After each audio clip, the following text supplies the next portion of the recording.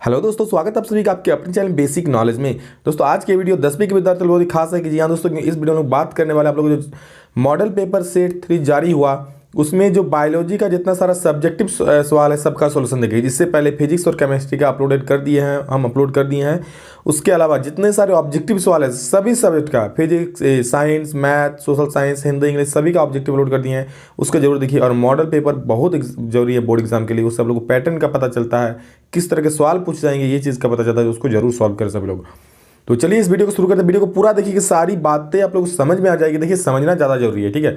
आप लोगों को नोट्स तो कहीं भी मिल जाएगा, किसी भी चैनल पर, किसी भी नोट्स, किसी भी गाइड में मिल जाएगा, लेकिन समझना ज़्यादा जरूरी है। तो चलिए इसको समझते हैं और उसके बाद आप लोग इसको PDF भी आप लोग को दे देंगे, ठीक है। चलिए इस वीडियो को शुरू करते हैं। प्लीज़ दोस्तों वीडियो को लाइक जरूर कर दीजिए, इससे मेरा भी मोटिवेशन लेवल हाई रहे।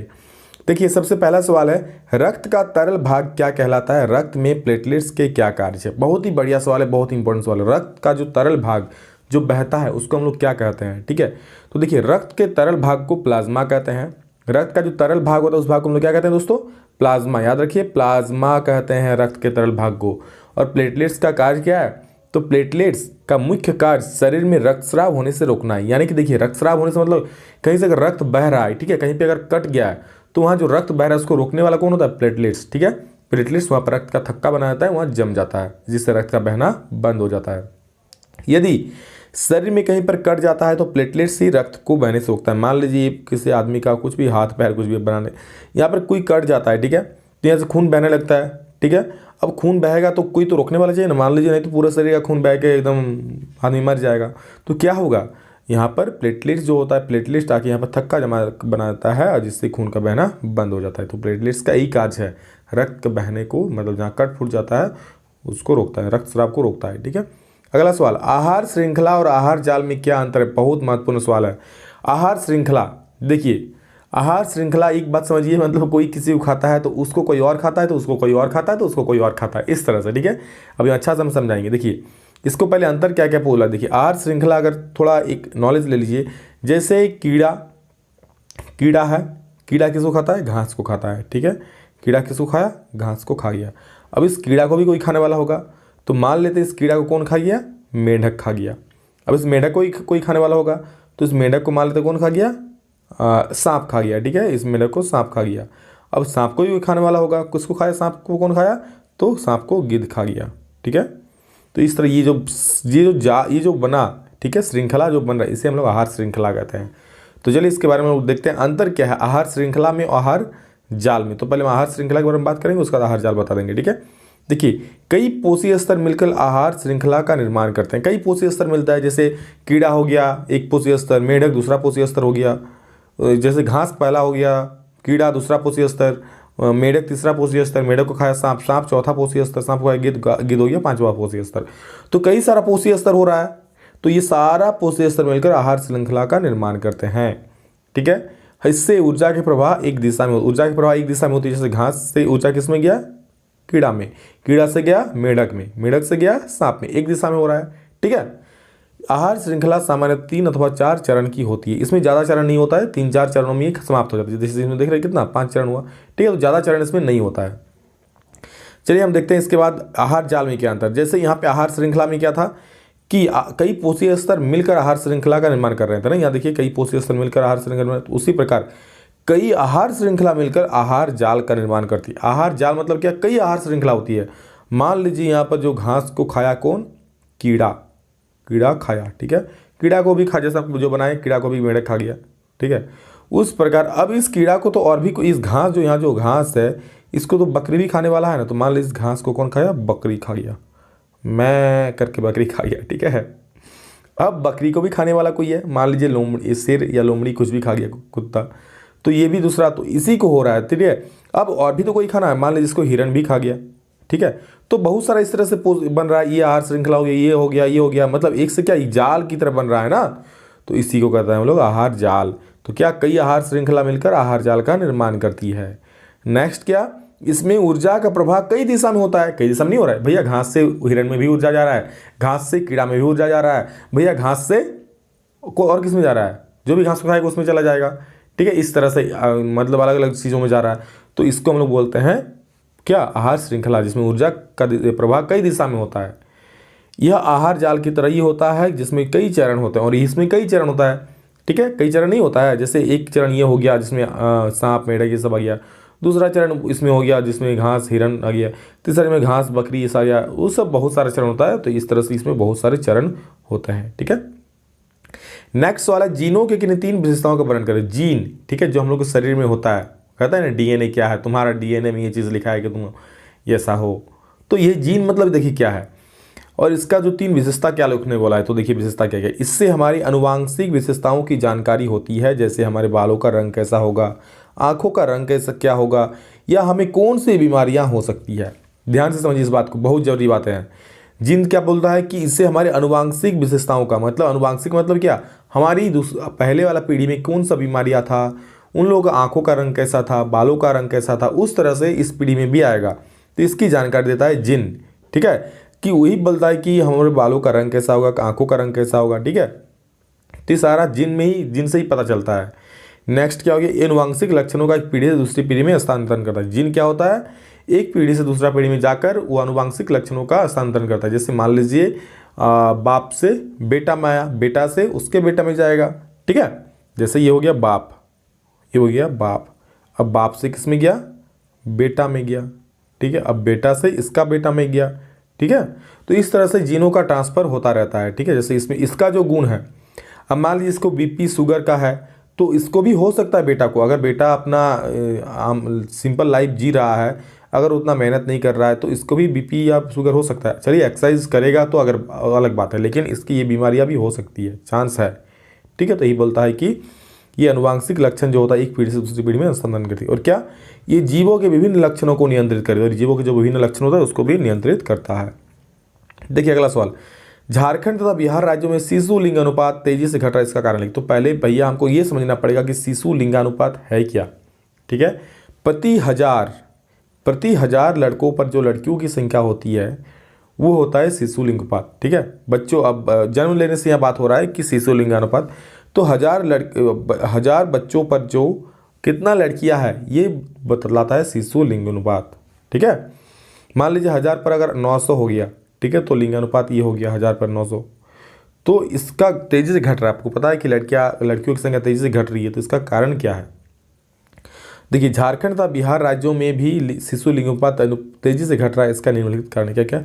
कन्या भ्रूण हत्या सबसे ज़्यादा मोस्ट इंपॉर्टेंट यही वाला है कि कन्या भ्रूण हत्या के कारण ही ज़्यादा शिशु लिंगानुपात जो है वो घट रहा है। ठीक है, जागरूकता में कमी, लोगों को जागरूक नहीं है कि चलिए वो क्या कहता है लड़कियाँ क्या करेगी, इसी लड़कियों को जन्म देना आदमी लोग नहीं चाहता है।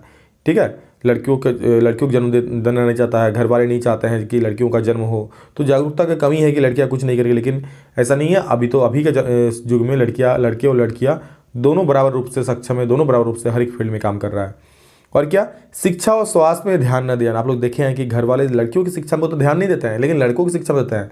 ये अलग बात है कि सरकार अभी बहुत सारे नियम लाई है जिसके तहत सरकार लड़कियों को सुविधा पहुंचाई जा रही है। आप लोग देखते होंगे लड़कियों को स्कूल में बहुत सारा फैसिलिटी मिलता है, लड़कियों को पैसा मिलता है, लड़कियों की किताब मिलता है, पोशाक मिलता है, लेकिन भले कहीं कि लड़के को ना मिले पर लड़कियों को जरूर मिलता है, क्योंकि घर वाले लड़कियों की शिक्षा पर जोर नहीं देते हैं, खर्चा नहीं करना चाहता है। ठीक है, उसमें जागरूकता की कमी है, लेकिन फिलहाल अभी सरकार बहुत सारे नियम ला रही है। ठीक है, फिर भी और लाना चाहिए, वो भी आगे होगा। तो ये सारा कारण ये सारे जो कारण हैं इसके कारण लिंगानुपात तेजी से घट रहा है। ठीक, अगला सवाल, पोषी स्तर क्या है, आहार श्रृंखला का उदाहरण दीजिए तथा इसमें विभिन्न पोषी स्तर बताइए। देखिए पोषी स्तर क्या है, आहार श्रृंखला का उदाहरण देना है और इसमें विभिन्न पोषी स्तर को बताना है। ठीक है, तो देखिए किसी आहार श्रृंखला के विभिन्न स्तरों को पोषी स्तर कहते हैं। ठीक है, अभी बोले जो घास, ये क्या हो गया, घास को खाया कीड़ा। ठीक है, तो ये जो घास हो गया ये पहला पोषी स्तर हो गया, ये फर्स्ट हो गया। ठीक है, जो घास हो गया ये फर्स्ट हो गया, कीड़ा जो हो गया दूसरा पोषी स्तर हो गया, इसके बाद कीड़ा को जो खाएगा मेढक को तीसरा पोषी स्तर हो जाएगा। तो इस तरह से एक के बाद एक पोषी स्तर चलता रहता है। ठीक है, जो लास्ट में खाता है वो अंतिम पोषी स्तर होता है और ये उत्पाद होता है। तो ये जो सारा मिलकर बनाता है ये सारा पोषी स्तर कहलाता है। तो यही लिखा है कि किसी आहार श्रृंखला के विभिन्न स्तरों को पोषी स्तर कहते हैं। हम एक आहार श्रृंखला का उदाहरण लेते हैं जिनमें घास, कीड़ा, मेढक, सांप तक गिद्ध को अलग अलग पोषी स्तर के रूप में लेते हैं। चलिए आप लोग की सहूलियत के लिए घास, कीड़ा, मेढक को ही हम ले लिए, तो चलिए दिखाते हैं कि कैसे क्या होगा।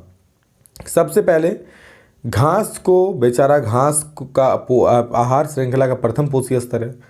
घास को जो मिलता है रौंद देता है, ये मिला तो वो भी खा दिया, गाय को मिला गाय भी खा दिया, बकरी को मिला तो बकरी भी खा दी, ठीक है, कीड़ा को मिला तो कीड़ा भी खा दी, खरगोश को मिला तो खरगोश भी खा दी। मतलब घास क्या है, प्रथम पोषी स्तर है और यह अपना भोजन स्वयं तैयार करती है। जो अपना भोजन स्वयं तैयार करती है, स्वयं तैयार करता है प्रकाश संश्लेषण की सहायता से, उसे हम लोग प्रथम पोषी स्तर कहते हैं और इसे उत्पादक भी कहते हैं। इसे उत्पादक या प्रथम पोषी स्तर कहते हैं, ठीक है। प्रथम पोषी स्तर कौन, जो अपना खाना खुद बनाते हैं। अब आप लोग बोले सर हम लोग भी तो प्रथम पोषी स्तर है, हम लोग भी अपना खाना बनाते हैं, मुर्गा भूनते हैं खाते हैं, सब्जी बनाते हैं खाते हैं। अरे भैया जी, आप मुर्गा को भून के खा रहे हैं, आप सब्जी को मतलब डिपेंडेंट है। आपको सब्जी नहीं मिलेगा तो खा पाइएगा? मतलब आपको कोई जीवित प्राणी चाहिए, कुछ चीज़ चाहिए जिससे बनाओ खाना, तभी आप खाएंगे ना। तो हम लोग प्रथम पोषी स्तर नहीं है, ठीक है। हम लोग डिपेंड है घास पर, सब्जी पर, उसके बाद जितने बारे अलग अलग चीज़ों पर हम लोग डिपेंड है। तो इसलिए हम लोग प्रथम पोषी स्तर नहीं है। जो अपना खाना स्वयं बनाता है सूर्य के प्रकाश की सहायता से, रोशनी, हवा की सहायता, ऑक्सीजन की सहायता से, ठीक है, तो वो होता है प्रथम पोषी स्तर। नेक्स्ट क्या, अब कीड़ा गया और घास को खा लिया, तो कीड़ा हो गया द्वितीय पोषी स्तर, ठीक है। पहला में घास है, घास को कौन खाया, कीड़ा खा लिया। कीड़ा को कौन खाया भैया, कीड़ा को मेंढक खा लिया। मेंढक को कौन खाया भैया, तो मेंढक को खा गया सांप। अब सांप को कौन खाया, सांप को खा गया गिद्ध, ठीक है। तो ये मेंढक तृतीय पोषी स्तर है। देखिए मेंढक क्या है, ये कीड़ा पहला, सॉरी घास पहला, कीड़ा दूसरा, मेंढक तीसरा, सांप चौथा और गिद्ध पांचवा है, ठीक है। तो इस प्रकार मेंढक तृतीय पोषी स्तर है, यह कीड़ा को खाता है। सांप चौथा पोषी स्तर, यह मेंढक को खाता है। और गिद्ध इस श्रृंखला का पांचवा व अंतिम पोषी स्तर है, ठीक है। ये जो श्रृंखला बना आप लोग का, जो कि घास को खा गया कीड़ा, कीड़ा को खा गया मेंढक, मेंढक को खा गया सांप, सांप को खा गया गिद्ध, तो ये जो आहार श्रृंखला बना, तो गिद्ध इसका क्या पांचवा और अंतिम पोषी स्तर है, यह सांप को खा जाता है, ठीक है। अब गिद्ध को खाने वाला कोई नहीं, गिद्ध फिर अपने आप मरेगा और जमीन में मिल जाएगा। तो ये सारा चीज़ है, ठीक है, उदाहरण के सारे हम बता दिए।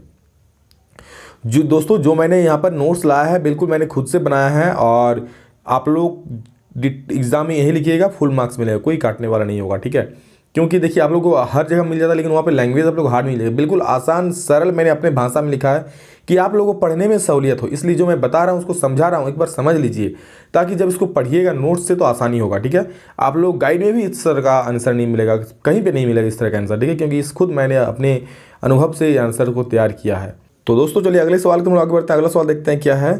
देखिए इसमें एक फिगर दिया गया, इसमें पूछा है पहला कि चित्र क्या दर्शाता है, और उसके बाद पूछा है कि चित्र में इस व्हाट का क्या नाम है। तो चलिए देखते हैं। देखिए यहाँ पर जो ये फिगर बनाया गया इस तरह का, ठीक है, इस तरह का, एक मिनट, इस तरह का, ठीक है।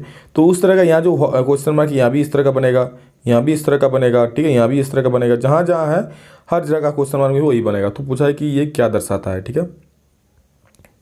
तो देखिए ये जो दिखाता है वो चित्र क्या दर्शा, ये तो दूसरा आंसर है। चित्र दर्शाता है दोस्तों ब्रायोफिल्म की पत्ती द्वारा वर्धी प्रचारण, ठीक है, वर्धी प्रचारण इसका नाम है, वर्धी प्रचारण, ठीक है, लिख लीजिएगा, वर्धी प्रचारण, प्रचारण, ठीक है। नेक्स्ट देखिए क्या है इसमें कि चित्र में इसका नाम क्या है। तो दोस्तों इसका नाम दोस्तों है कलिका, ठीक है, यहाँ देख रहे हैं, यहाँ लिखे हैं, ये जो इसी को पूछा है कि इसका नाम क्या है, तो इसका नाम क्या है कलिका, ठीक है, अच्छे से देख लीजिए। और पूछा है कि चित्र में दर्शाई किस पौधे की हो सकती है। दोस्तों है ये है ब्रायोफिल्म की पत्ती, किसका है, ब्रायोफिल्म की पत्ती, याद कर लीजिएगा, अगर ये पत्ती दिया रहे तो याद लिख लीजिएगा ब्रायोफिल्म की पत्ती। नेक्स्ट पूछा है इसमें, बोला है कि आलू में कायिक प्रवर्धन किस प्रकार होता है। तो चलिए देखते हैं।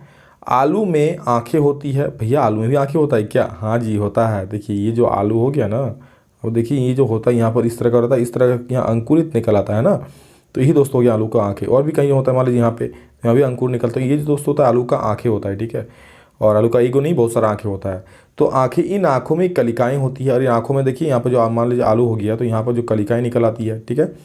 यदि इन कलिका युक्त आंखों को काट लिया जाए, अब हम लोग क्या करते हैं, आलू को यहाँ से ऐसे करके काट लेते हैं, देखे होंगे घर में आलू को जब अंकुरित निकल आता है, ठीक है, उसको काट लेते हैं और जाके जमीन में गाड़ देते हैं, बोलेगा इससे नया आलू होता है, और जरूर हो भी जाता है ना। तो इसके निचले भागों से जड़ निकलने लगता है। अब ये जो उठा के हम यहाँ पे गाड़ दीजिए, मान लीजिए यहाँ पे ये आलू हो गया, ये कटा हुआ भाग है, इसमें अंकुरित है, ठीक है, इसको हम मिट्टी के अंदर गाड़ दिए, ठीक है, गाड़ दिए। अब इससे क्या अंकुरित होकर पेड़ पौधा बनेगा, फिर ये और बहुत सारा आलू बन जाएगा इससे, ठीक है। तो इससे क्या होता है, इनके निचले भागों में जड़ निकलने लगता है। इस तरह का नीचे क्या निकलने लगता है, जड़ निकलने लगता है और कलिका प्रारोह का रूप धारण कर लेती है। यही बोले कि जो कलिका है बाकी आगे प्रारोह का रूप धारण कर लेती है, फिर पौधा बन जाती है। इस प्रकार आलू में कायिक प्रवर्धन होता है। ठीक है, आशा करता आप लोग समझ में आ गया होगा। नेक्स्ट देखिए क्या सवाल है, ओजोन क्या है, यह किसी परितंत्र को किस प्रकार प्रभावित करती है। देखिए बहुत महत्वपूर्ण सवाल है, इसको अच्छे से कर लीजिए, एग्जाम में आने लायक है।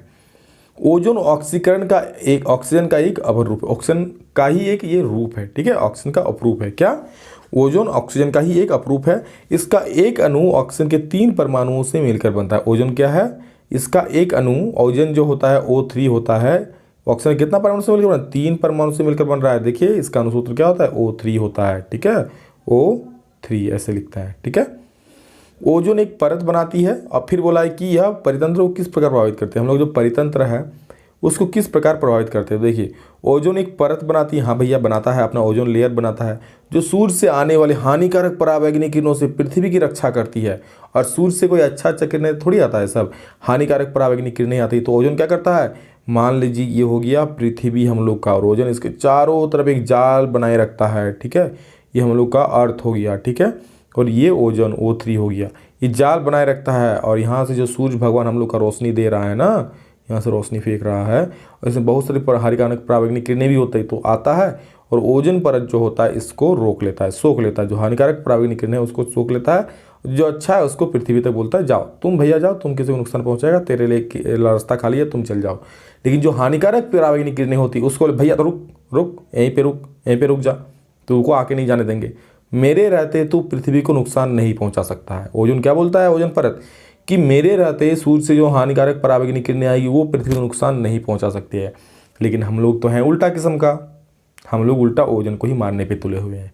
पटाखा फोड़ते हैं, बम फोड़ते हैं, एरोप्लेन चलता है, तो जो यहाँ से पृथ्वी से मान लीजिए पटाखा निकला, रॉकेट निकला, तो ओजोन परत को छेद किया।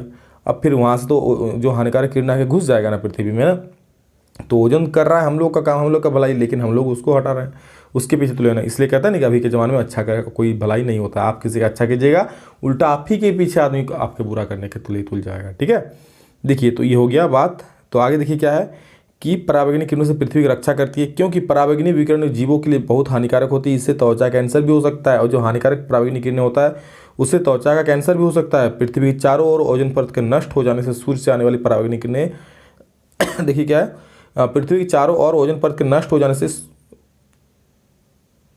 सूर्य से आने वाली पराबैंगनी किरणें बिना रोक टोक के, पराबैंगनी किरणें होगा यहाँ पे, ठीक है गलती हो गया थोड़ा सा, कोई दिक्कत नहीं, सॉरी।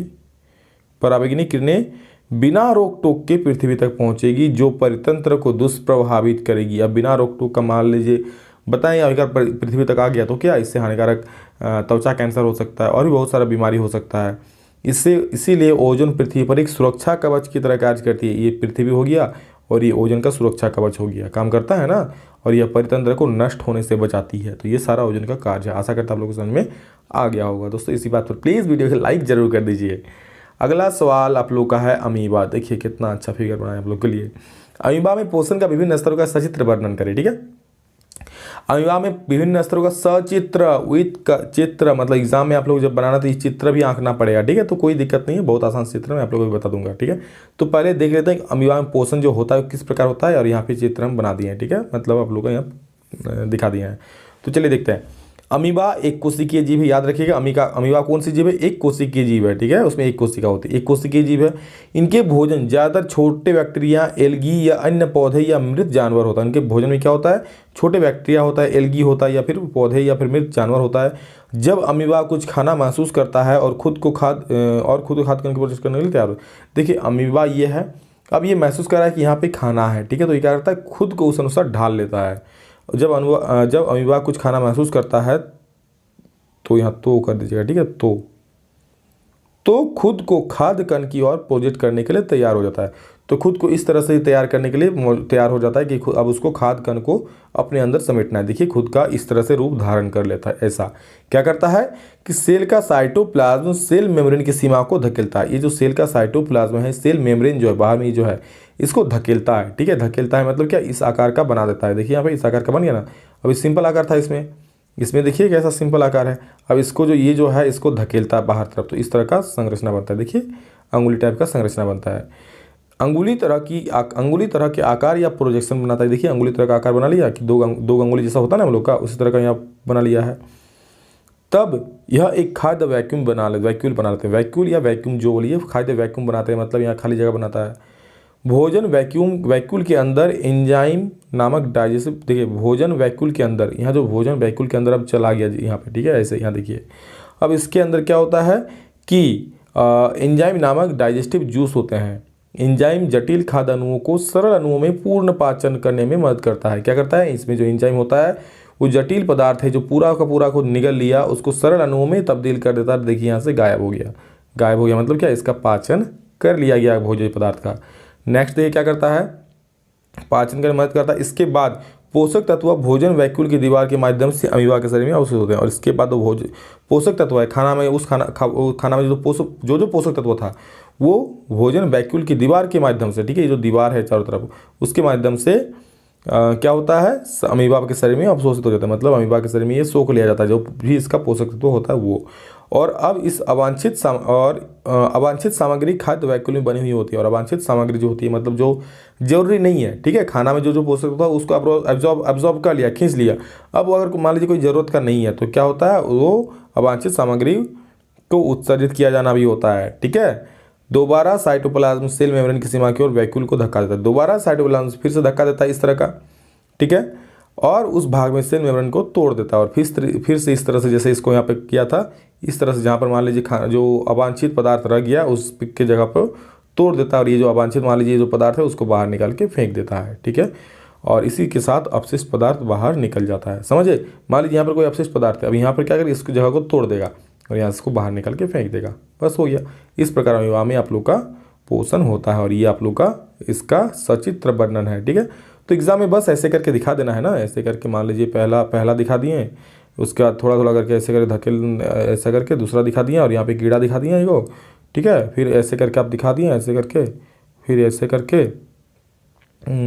करके आप लोग यहाँ पे दिखा दीजिएगा ऐसे करके, और यहाँ पे कीड़ा टूट अंदर आ जाएगा, ठीक है।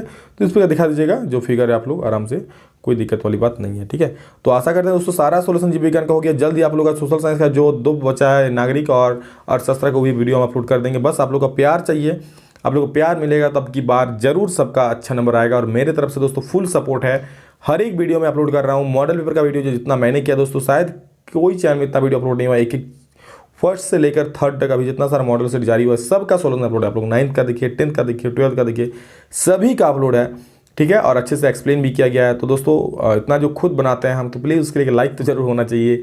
और इसी तरह मुझे सपोर्ट कीजिए। मेरी सारी शुभकामनाएं आप सभी के साथ है। बिल्कुल अच्छे नंबरों से एग्जाम में आप सभी पास होगी। बस लगातार अच्छे से पढ़ते रहिए, मेहनत कीजिए, ठीक है। जुनून से पढ़िए, जोश से पढ़िए, लेकिन पढ़िए, अच्छे से पढ़िए।